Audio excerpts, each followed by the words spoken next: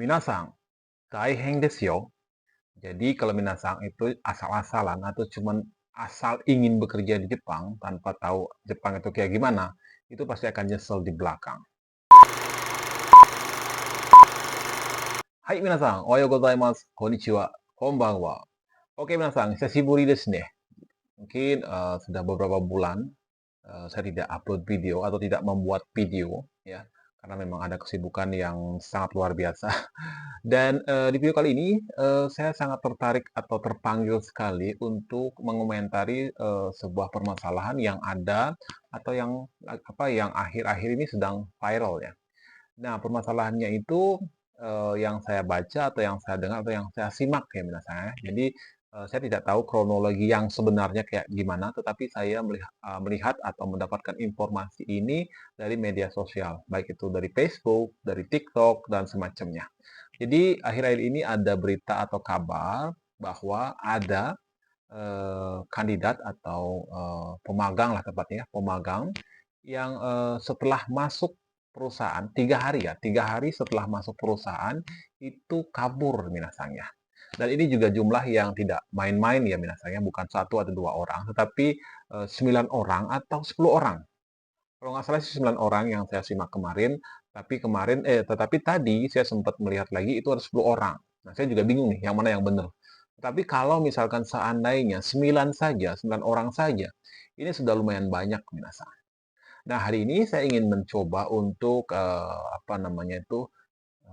mencoba untuk menganalisa kemungkinan-kemungkinan kenapa dia bisa mengambil tindakan tersebut. Penasaran seperti apa analisa saya? Silahkan ikuti video ini sampai akhir. Tentunya buat teman-teman yang baru saja ikut atau bergabung di channel ini, jangan lupa tekan tombol subscribe-nya ya minasang ya. Jadi tetap support channel ini walaupun akhir-akhir ini agak jarang mengupload video ya, tapi saya akan berusaha untuk selalu mengupload video. Oke, langsung saja kita ke materi kita atau ke pembahasan kita hari ini yaitu kenapa 9 orang ini bisa kabur, ya.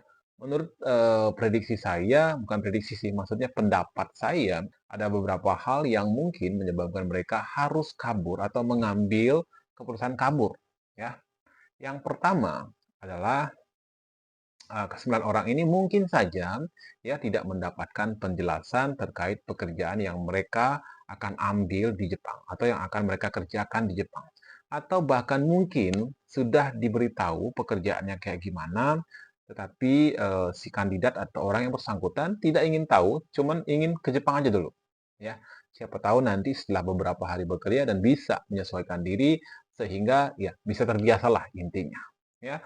Nah, kemudian, itu, mungkin saja seperti saya bilang tadi dikatakan yang kedua adalah, orang ini tidak mencari tahu tentang apa sih pekerjaan itu, ya, pekerjaan mereka itu apa sih?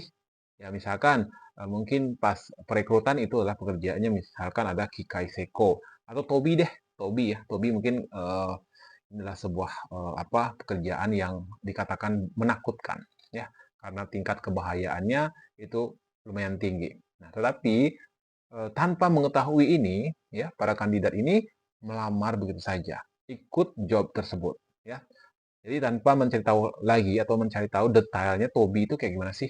Nah, akhirnya, seiring berjalannya waktu, akhirnya mereka tiba di Jepang. Mungkin pas masuk Senta itu masih enak, ya, masih bisa ngobrol sama temennya, pokoknya enak lah. Tetapi setelah masuk perusahaan, ternyata sangat berbeda dengan apa yang mereka bayangkan atau yang mereka inginkan. Nah, ini yang membuat mereka mungkin pertama shock, kedua tidak terima dengan kondisi itu, sehingga memutuskan untuk kabur. Nah, ini adalah prediksi yang ketiga. Nah, kemudian mungkin ada beberapa hal lagi atau bahkan mungkin orang ini mungkin sudah merencanakan, ya, merencanakan dari Indonesia, sudah merencanakan nanti ketika saya masuk Jepang, saya akan kabur. Atau mungkin sudah punya kenalan yang akan menampung mereka di tempat, temannya itu bekerja. Ngerti kan maksudnya ya? Mungkin bahasanya agak ribet tapi mohon dimengerti maksudnya. Nah, mungkin itu prediksi-prediksi yang bisa saya berikan, entah mana yang benar, saya juga nggak tahu. Yang penting harapan saya, orang ini tidak hilang, tidak tenggelam, atau tidak kehilangan nyawanya. Ya, karena itu lebih fatal lagi. Kalau misalkan kabur itu mungkin masih bisa pulang ke Indonesia. Tapi kalau misalkan terjadi hal yang tidak diinginkan, sehingga para pemagang ini mengalami hal yang membuat dia anggaplah mati konyol dan segala macamnya, saya juga nggak tahu. Tapi itu nggak usah dibahas, itu terlalu sensitif ya.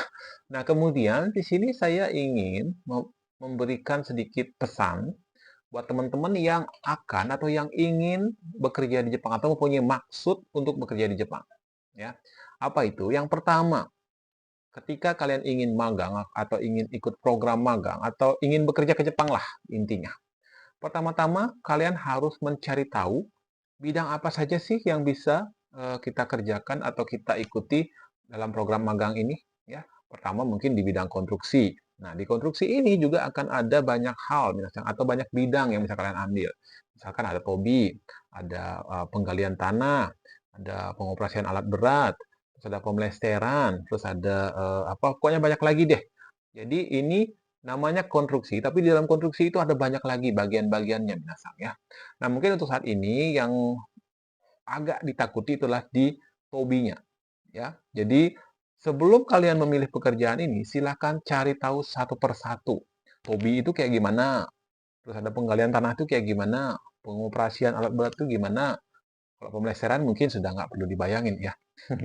Nah, itu mungkin yang pertama. Terus yang kedua, kalau misalkan pekerjaan pertanian pun itu macam-macam minasang. Ya, ada pertanian buah, ada pertanian bunga, ada pertanian sayur-sayuran. Nah, yang mana nanti yang cocok dengan passion kalian, itulah yang nanti akan dipilih. Ya, setelah itu mencari tahu itu, kemudian ketika kalian disodorin yang namanya order job atau gampangnya saya ngomong adalah lowongan pekerjaan, silakan dibaca detailnya dulu. Ya, apakah itu sudah termasuk yang namanya potongan asuransi, potongan pensiunan yang akan kalian dapat nanti ketika kalian sudah balik ke Indonesia.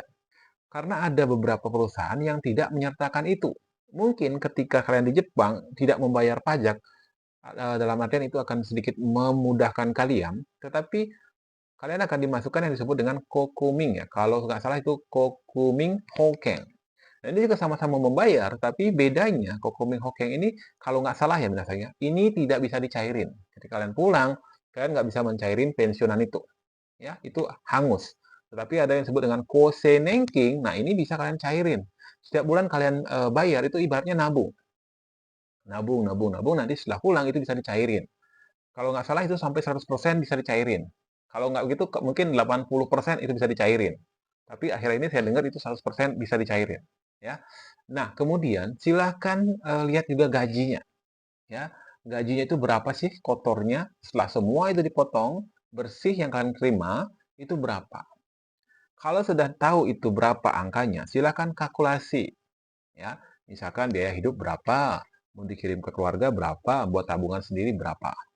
Kalau itu misalkan masuk dengan kriteria kalian, pertama pekerjaannya sudah passion kalian, keinginan kalian, kemudian gajinya juga masuk, ya udah silahkan lamar. Tetapi kalau salah satu itu tidak memasuki kriteria, mungkin sebelumnya kalian harus berpikir dulu agar tidak setelah masuk Jepang baru berpikir. Itu telat minasa. Jadi pesan saya adalah silakan silakan berpikir sebelum mengambil job tersebut.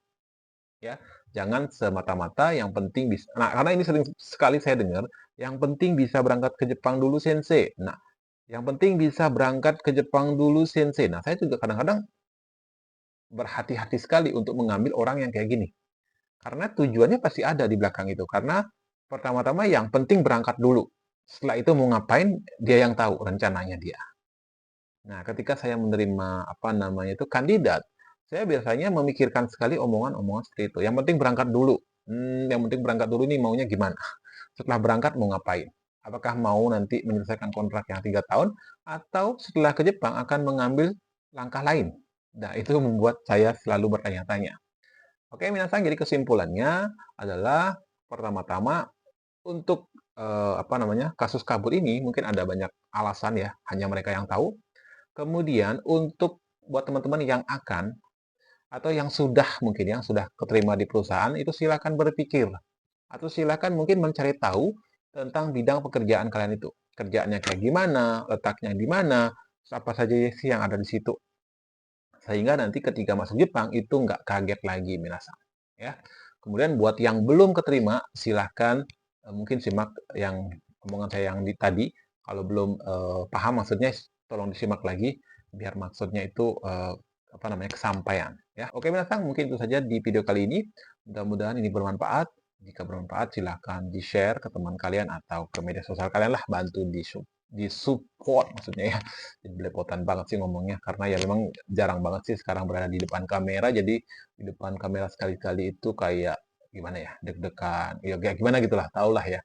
Oke, Mas, tanpa lama-lama, jadi kita ketemu lagi di video berikutnya, dan tetap semangat untuk belajar bahasa Jepangnya. Ja, mata kondo, tohaimashou. 最後まで見てくれてありがとうございます。また次ね、皆さん、おやすみなさい。おやすみ。じゃあ、またね。